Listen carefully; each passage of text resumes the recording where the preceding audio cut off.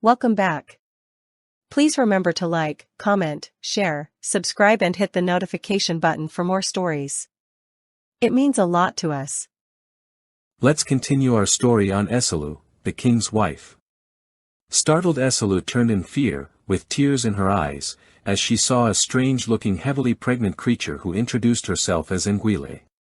Looking at the creature very well, Esulu noticed that the creature was indeed a lizard, but standing on two legs and heavily pregnant.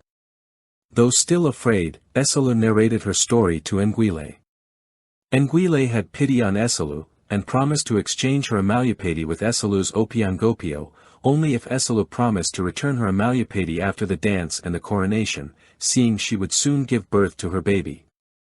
Esulu happily agreed to the arrangement, and Ngwile made the exchange, after which Esulu returned to the being who was waiting for her by the river bank.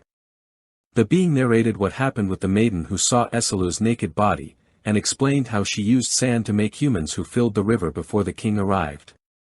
Esulu happily showed the being her new Amalupati and told her about her agreement with Ngwile, but the being advised her to keep the Amalupati and never return it to Ngwile. Seeing that this made Esulu unhappy, the being assured Esulu that she will make sure Ngwile gets a deserving Amalupati. On the day of the dance, all the older women of the land and the queen mother gathered at the arena, carrying different traditional musical instruments, and dressed in white apparels. They played their instruments and sang beautifully, acknowledging the strength and beauty of every woman, with their song. Naturally, though afraid, brought Esulu out and encouraged her to dance her best and fulfill her destiny. Esulu came out of her caravan beautifully dressed in white, and with various traditional beads. She stepped into the circle of the singing women, and gracefully danced with joy, pride and glamour. At the appointed time, she unveiled her naked body to the women while still dancing, and they all saw her Amalupati. The mother of the maiden who saw Esulu's Opiangopio was also at the dance arena. She immediately sneaked out and ran home to notify her daughter of the outcome of the dance and advised her to run away from the village, but the wise king already instructed his men to be on guard. They caught the maiden as she tried to escape, and took her to the palace. After the dance, the women ushered Esulu back to the palace for the coronation. The king asked Esulu what she wished to be done to the maiden who accused her, and Esulu pleaded with the king to forgive the maiden and release her, seeing it was jealousy that propelled her action. After the coronation, Esulu and Orbo lived happily as man and wife. Few nights later, Esulu heard a voice sorrowfully singing from afar, pleading with Esulu to return her Amalupati and take back the Opiangopio, because it was time for Ngwile to give birth to her baby. Esulu somehow noticed that she was the only one hearing the voice and tried ignoring it, but the voice kept increasing, and getting closer. So Esulu prayed for the being to appear again. After few days of hearing the voice, the being appeared, but this time everyone saw her. The being reminded the villagers of what happened years back, when a woman gave birth on her farm, but returned home with an Opiangopio. The woman narrated her encounter with a stranger who helped her during the process of her child delivery, but also made her promise to exchange her Amalupati with Opiangopio after the delivery. She had to agree because she was helplessly in labor pain and didn't believe that a woman like herself would need another Amalupati, but unknown to her, the stranger was a mischievous magical lizard.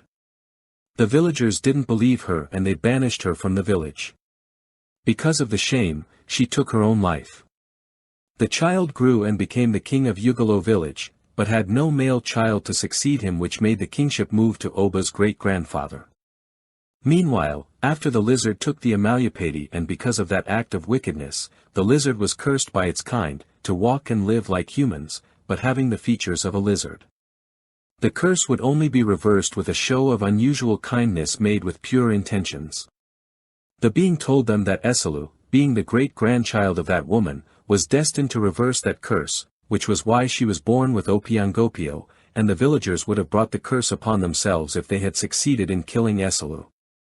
Every man in the village would have automatically exchanged their Opiangopio with the women's Amalupati, if they had succeeded with their plans of killing Esulu. Ngwile got to Ugolo village and was also seen by everyone.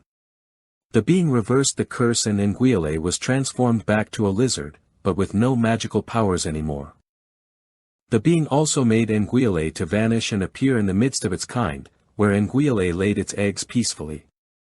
Everyone in Ugolo village welcomed Esulu and naturally back home, and thanked them for forgiving their faults.